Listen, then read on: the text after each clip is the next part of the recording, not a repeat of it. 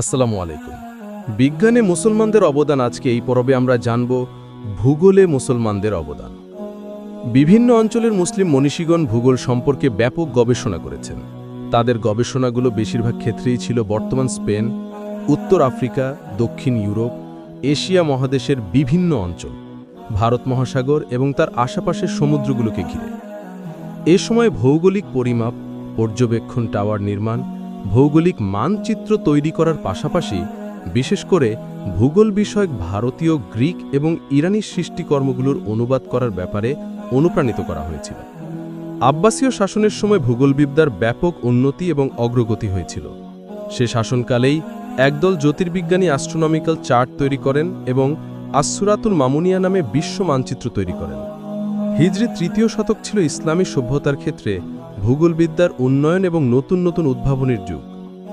এই সময়কালে অসংখ্য ভ্রমণ কাহিনীও লেখা হয়েছিল। হিজরি ৪র্থ শতকে পবিত্র দিন ইসলামের রীতি পদ্ধতির সূচনা ঘটে।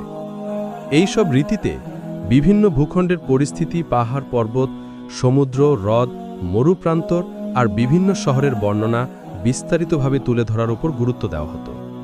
এ সময় ব্যাপক মাত্রায় ভূগোল বিষয়ক লেখালেখি হয়। সহজ সরল ভাষায় সর্বজনবোধ্য করে লেখার একটি ধারাও এ সময় গড়ে ওঠে। জ্ঞানের প্রয়োজনে এ সময় কারিগরি বিষয়ের প্রতিও মনোযোগ দিতে হয়েছে। তাই লক্ষ্য করা যাবে এ সময়কার ভ্রমণ কাহিনীগুলো রং ও বৈচিত্র্যে বিশেষত্ব লাভ করে। জার্মানির প্রাচ্যবিদ ও ইসলাম বিশেষজ্ঞ ফ্রান্টেস তেশনার হিজরি ৩য় ও ৪র্থ শতকে ভূগোলবিদ্যার সৃষ্টিকর্মগুলোকে দুই ভাগে ভাগ করেছেন। এক ভাগে রয়েছে আব্বাসীয় শাসনামলে ভূগোলবিদ্যার সৃষ্টিকর্ম, যারা ভৌগোলিক বিষয় আশয়ে বর্ণনা করেছেন। ভূগোলবিদদের প্রতিবেদন অনুযায়ী এরা ইসলামী ভূখণ্ডের অধিবাসী ছিলেন, যার নাম হল ইবনে খোরদাবেহ। হিজরি ৩০০ সালে তিনি জন্মগ্রহণ করেন। জীবনের প্রথম দিকে তিনি বাগদাদে যান এবং পিতার ছত্রছায়ায় সেখানে লেখাপড়া চালিয়ে যান। এ পর্যন্ত তার 10টি গ্রন্থ শনাক্ত করা হয়েছে, যার মধ্যে 8টি গ্রন্থের নাম ইবনে নাদিমের আলফিরা হস্তে এসেছে। দুটি মাত্র গ্রন্থ ছাড়া ইবনে খোরদাবেহের সকল সৃষ্টিকর্মই নষ্ট হয়ে গেছে। যে দুটি গ্রন্থ অবশিষ্ট রয়েছে তার মধ্যে একটি হল আল মাসালিক ওয়াল মামালিক। এই বইটি হিজরি ৩য় ও ৪র্থ শতকের ভূগোল বিষয়ক শ্রেষ্ঠ গ্রন্থগুলোর একটি। এই বইটি পড়লেই ৩য় শতকের মুসলিম এশিয়ার ভূখণ্ডের গুণমান সম্পর্কে ধারণা পাওয়া যায়। এই গ্রন্থে বর্ণিত তৎকালীন মুসলিম বিশ্বের ভূগোল বিষয়ক তথ্যাবলী প্রাচীন বিশ্ব ভূগোল কিংবা গ্রিক ভূগোলবিদ্যার সৃষ্টিকর্মের চেয়ে বহুগুণ বেশি সমৃদ্ধ।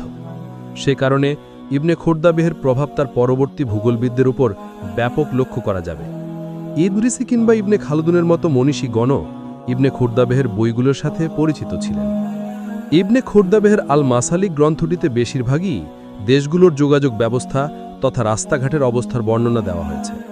বইটির অংশ বিশেষে বিভিন্ন দেশ থেকে কেবলার দিক নির্ণয়, প্রশাসনিক বিভাজন এবং আয়কর প্রয়োগ পদ্ধতি বিষয়ে আলোচনা করা হয়েছে।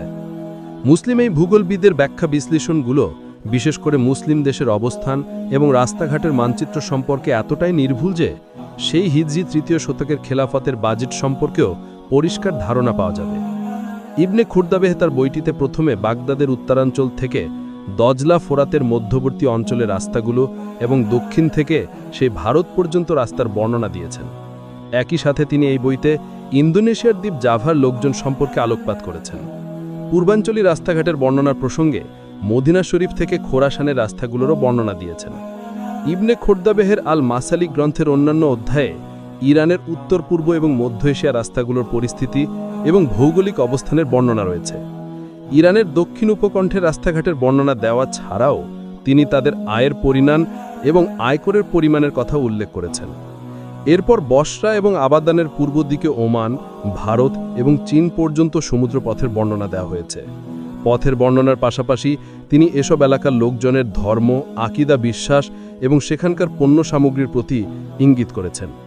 এছাড়াও রয়েছে এশিয়ার পশ্চিমাঞ্চল এবং আফ্রিকার উত্তরাঞ্চল থেকে শুরু করে ইউরোপ এবং স্পেন পর্যন্ত সড়ক যোগাযোগ। আজারবাইজান, ককেসাস থেকে দক্ষিণ দিকে বাগদাদ, মক্কা, মদিনা এবং সৌদি আরবের দক্ষিণাঞ্চল পর্যন্ত রাস্তারও বর্ণনা রয়েছে বইটিতে। ইবনে খোরদাবেহ ইউরোপ থেকে ইহুদি বণিকদের ভারত এবং চীন যাত্রার রুট দুটিও উল্লেখ করেছেন।